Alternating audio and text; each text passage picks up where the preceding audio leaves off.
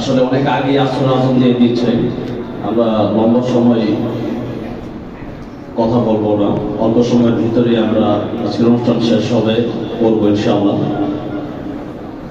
এখানে যারা আছেন আমার ডানে বামে অনেক বড় বড় আলেমরা এখানে বসা আছেন। সকলকে আন্তরিক মোবারকবাদ জানাচ্ছি যে আমাদের এই প্রতিষ্ঠানে আসার জন্য, আমরা এখানে আসার জন্য সবার কাছে দোয়া চাচ্ছি। আল্লাহ রাব্বুল আলামিনের দরবারে হৃদয় গভীর থেকে শুকরিয়া আদায় করছি যে আল্লাহ রাব্বুল আলামিন প্রায় 4 বছর এই আল-রায়হান যখন শুরু হয়, আমরা 6 থেকে মাত্র 7 জন ছাত্র নিয়ে যখন শুরু করি, তখন এই প্রতিষ্ঠান থেকে কবে একজন ছাত্র রায়হান তো আছেই, রায়হান তো আর রায়হান প্রতিষ্ঠা হওয়ার আগ থেকে বলকি যখন আমার বাজানে আল ইসলাহ একাডেমি, সেখান থেকে রায়হান আলহামদুলিল্লাহ আছে। এরপরেও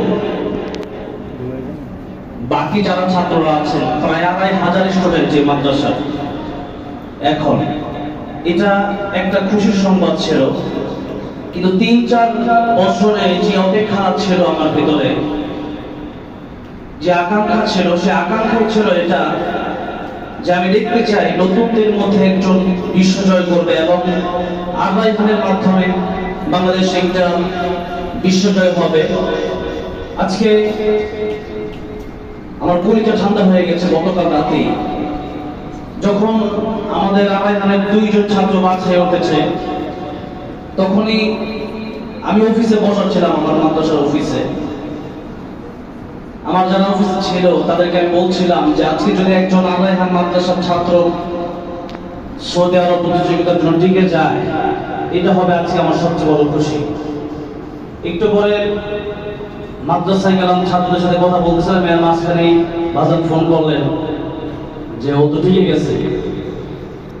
মনটা একটু কেন যেন খারাপ ছিল, যে সাথে সাথে এত ভালো লাগলো আমার কাছে, সেটা বলার ভাষা রাখি না। সর্বোপরি কথা হচ্ছে, সারা পৃথিবীতে যতগুলো বিশ্বের যতগুলো কোরআন প্রতিযোগিতা আছে,